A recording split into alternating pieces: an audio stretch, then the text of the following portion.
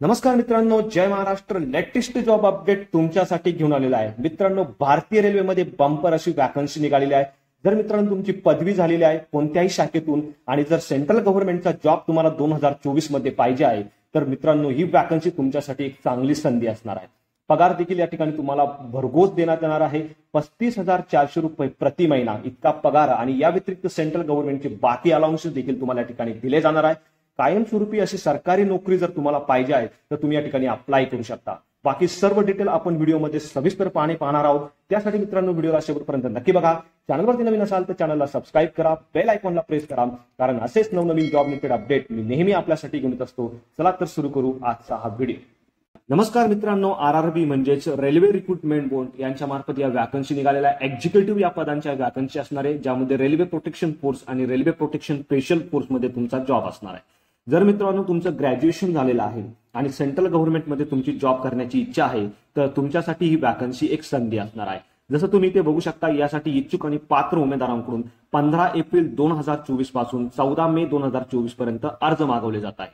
अर्ज करताना मित्रांनो जर काही तुमच्याकडनं चुका झाल्या तर 15 मे 2024 पासून 24 मे 2024 पर्यंत तुम्ही यामध्ये करेक्शन देखील करू शकणार आहे. सब इन्स्पेक्टर एक्झिक्युटिव्हची पोस्ट असणार आहे, ज्यासाठी लेव्हल 6 चा पगार तुम्हाला या ठिकाणी दिला जाणार आहे. टोटल 452 पदांसाठी ही वॅकन्सी असणार आहे आणि त्यासाठी मित्रांनो 35,400 इतका जबरदस्त पगार तुम्हाला या ठिकाणी दिला जाणार आहे. या व्यतिरिक्त सेंट्रल गव्हर्नमेंटचे जे पण अलाउन्सेस असतील ते देखील तुम्हाला या ठिकाणी दिले जाणार आहे. यासाठी मित्रांनो तुमचं वय 20 ते 28 दरम्यान असलं पाहिजे. यामध्ये जे रिझर्व्ह कॅटेगरीचे कॅन्डिडेट आहेत त्यांना वयाची विशेष सूट या ठिकाणी देण्यात आलेली आहे. कॅन्डिडेटसाठी काही इम्पॉर्टंट इन्स्ट्रक्शन आहे त्या तुम्ही या ठिकाणी बघू शकता. जर तुमची पदवी झालेली कोणत्याही मान्यताप्राप्त विद्यापीठातून कोणत्याही शाखेतून तर तुम्ही या ठिकाणी अप्लाय करू शकता. मात्र जे उमेदवार फायनल इयरला आहे किंवा त्यांचा रिझल्ट या ठिकाणी बाकी आहे अशा उमेदवारांना या ठिकाणी अप्लाय करता येणार नाही. त्यानंतर तुम्ही मेडिकली फिट असेल तर तुम्ही या ठिकाणी अप्लाय करू शकता. या व्यतिरिक्त बाकी डिटेल तुम्ही या ठिकाणी बघू शकता. अकाउंट तुम्हाला स्वतःचं क्रिएट करावं लागणार आहे. त्यासाठी मित्रांनो तुम्हाला तुमचा मोबाईल नंबर असेल, ईमेल आयडी असेल, तुमचं नाव असेल, हे सर्व गोष्टी टाकून स्वतःचा अकाउंट क्रिएट करायचा आहे. या व्यतिरिक्त म्हणजे तुमचं जे नाव, मोबाईल नंबर आणि ईमेल आयडी या व्यतिरिक्त बाकीच्या गोष्टीमध्ये तुम्ही या ठिकाणी करेक्शन देखील करू शकणार आहे. त्यासाठी 15 मे 2024 पासून 24 मे 2024 ही तारीख दिलेली आहे. मात्र त्यासाठी तुम्हाला करेक्शन चार्जेस 250 रुपये या ठिकाणी द्यावे लागणार आहे. त्यानंतर मित्रांनो काही जनरल इन्स्ट्रक्शन आहे, तुम्ही ते बघू शकता. पोस्टिंग जी आहे ती RRBच्या झोन वाईज ऍडमिनिस्ट्रेटिव्ह रिक्वायरमेंट नुसार तुमची या ठिकाणी केली जाणार आहे, तुम्ही ते बघू शकता. त्या व्यतिरिक्त जर तुम्हाला फॉर्म भरताना काही प्रॉब्लेम आला तर तुम्ही ईमेल ऍड्रेस थ्रू किंवा मोबाईल नंबर थ्रू RRBशी या ठिकाणी संपर्क साधू शकता. एज लिमिट जे आहे मित्रांनो म्हणजे तुमचं वय जे आहे ते जर 20 ते 28 दरम्यान असेल तर तुम्ही या ठिकाणी अप्लिकेशन करू शकणार आहे आणि त्यासाठी तुम्ही भारताचा नागरिक असणं या ठिकाणी आवश्यक असणार आहे. यामध्ये देखील वयाची विशेष सूट रिझर्व्ह कॅटेगरीच्या कॅन्डिडेटला देण्यात आलेली, त्याचे डिटेल तुम्ही या ठिकाणी बघू शकता. जर मित्रांनो तुमचं कोणत्याही मान्यताप्राप्त विद्यापीठातून कोणत्याही शाखेतून पदवी झालेली आहे तर तुम्ही या ठिकाणी अप्लिकेशन करू शकणार आहे. मात्र जे लोक फायनल इयरला आहेत किंवा त्यांचा रिझल्ट या ठिकाणी बाकी आहे अशा लोकांना या ठिकाणी अप्लिकेशन करता येणार नाही.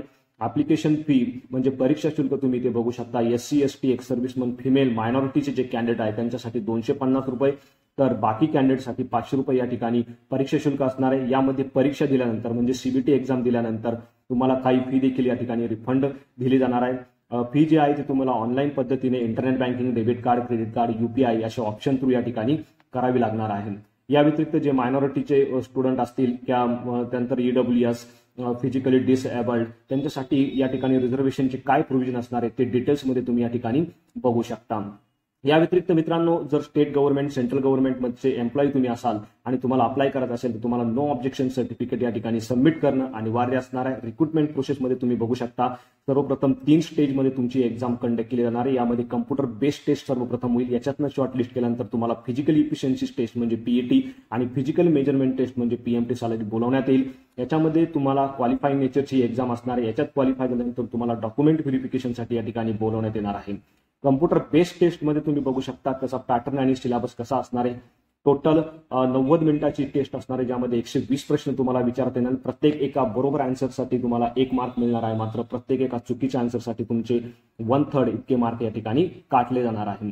एक्झाम जी आहे ती मल्टिपल शिफ्टमध्ये असणार आहे, त्यामध्ये नॉर्मलाइज केले जाणारे मार्काचे आणि त्यानंतर तुम्हाला शॉर्टलिस्ट केले जाणार आहे. यासाठी OBC असेल, EWS असेल, अनरिझर्व्ड कॅटेगरीचे जे कॅन्डिडेट त्यांना 35% तर एसटी एसटीच्या कॅन्डिडेटला 30% मार्क मिळवणे या ठिकाणी अनिवार्य असणार आहे। सिलेबस तुम्ही डिटेलमध्ये या ठिकाणी बघू शकता।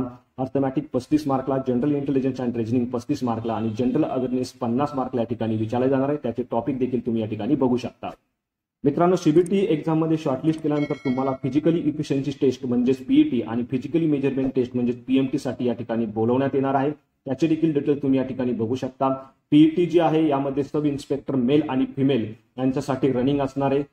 यामध्ये मेल या पदासाठी 1600 मीटर रन आणि फिमेल या पदासाठी 800 मीटर रन दिलेल्या वेळेमध्ये तुम्हाला पूर्ण करायचं आहे। या व्यतिरिक्त लॉंग जम्प, हाय जम्प देखील तुम्हाला पूर्ण करावी लागणार आहे। यामध्ये रनिंगसाठी 1 चान्स तर जम्पसाठी तुम्हाला 2 चान्स या ठिकाणी दिले जाणार आहे। पीएमटी मध्ये मित्रांनो वेगवेगळ्या कॅटेगरी वाईज तुमची हाईट आणि तुमची चेस्ट या ठिकाणी मोजली जाणार आहे।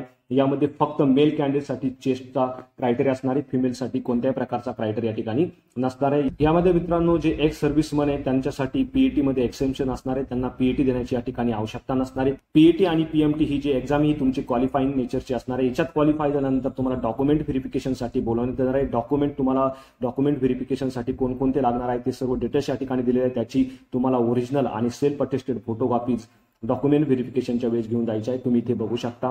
त्यानंतर मित्रांनो याच्यामध्ये शॉर्टलिस्ट केल्यानंतर तुम्हाला मेडिकल एक्झामिनेशन बोलवण्यात येणार आहे आणि नंतर तुम्हाला काही वर्षाची ट्रेनिंग देखील या ठिकाणी दिली जाणार आहे। अप्लाय करण्यासाठी मित्रांनो तुम्ही इथे बघू शकता, सर्वप्रथम तुम्हाला तुमचं स्वतःचं अकाउंट क्रिएट करायचं आहे। अकाउंट क्रिएट करताना तुम्हाला तुमचा मोबाईल नंबर, ईमेल आयडी, त्याच्यानंतर सर्व डिटेल्स जे विचारलेले आहेत ते सर्व फिलअप करायचे आहेत। या व्यतिरिक्त जे डॉक्युमेंट तुम्हाला या ठिकाणी विचारले असेल, जसं तुमचा फोटोग्राफ असेल, तुमची सिग्नेचर असेल, तुमचं सर्टिफिकेट असेल कॅटेगरी वाईज, ते सर्व तुम्हाला या ठिकाणी अपलोड करायचे आहे आणि तुमचं अप्लिकेशन जे आहे ते तुम्हाला दिलेल्या वेळेत पूर्ण करायचं आहे। त्यानंतर मित्रांनो तुम्ही इथे बघू शकता आरआरबी वाईज वेगवेगळ्या आरआरबी वाईज त्यांच्या वेबसाईट या ठिकाणी दिलेल्या आहेत। तुम्ही कोणत्याही आरआरबी साठी अप्लाय करू शकता। मुंबईसाठी www.rrbmumbai.government.in हे संकेतस्थळ असणार आहे, इथे जाऊन देखील तुम्ही अप्लिकेशन करू शकता। नंतर मित्रांनो काही जनरल गायडन्स दिलेला आहे कॅन्डिडेटसाठी, तुम्ही इथे बघू शकता। तुमचं अप्लिकेशन जे आहे ते पूर्ण करायचं आहे। पूर्ण केल्यानंतर तुम्ही इथे बघू शकता वेगवेगळ्या लँग्वेजमध्ये तुम्ही या ठिकाणी एक्झाम देऊ शकणार आहे। यामध्ये मराठी लँग्वेज देखील इन्क्लूड आहे, मराठीमध्ये देखील तुम्ही या ठिकाणी एक्झाम देऊ शकणार आहे। मित्रांनो हे तुमच्यासाठी खूप फायद्याचं असणार आहे। जर मित्रांनो अप्लिकेशन करताना तुमच्याकडून काही चुका झाल्या तर यामध्ये 14 मे 2024 पर्यंत तुम्ही करेक्शन देखील करू शकणार आहे, मात्र त्यासाठी 250 रुपये इतका करेक्शन चार्ज तुम्हाला या ठिकाणी द्यावा लागणार आहे। अशा पद्धतीने मित्रांनो तुम्हाला दिलेल्या वेळेत तुमचं अप्लिकेशन पूर्ण करायचं आहे। अप्लिकेशन पूर्ण करताना तुमच्याकडनं काही चुका झाल्या तर तुम्ही त्यामध्ये करेक्शन देखील करू शकणार आहे। त्यानंतर मित्रांनो इथे बघू शकता सब इन्स्पेक्टर हे पद आहे, मान्यताप्राप्त विद्यापीठातून जर तुमची पदवी झाली तर तुम्ही या ठिकाणी अप्लाय करू शकता। पगार देखील तुम्हाला या ठिकाणी खूप चांगला देणार आहे।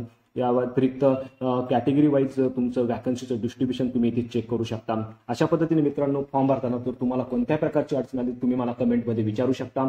चॅनलवरती नवीन असाल तर चॅनलला सबस्क्राईब करा, बेल आयकॉनला प्रेस करा, कारण असेच नवनवीन व्हिडिओ आम्ही नेहमी आपल्यासाठी घेऊन येत असतो। So thank you for watching.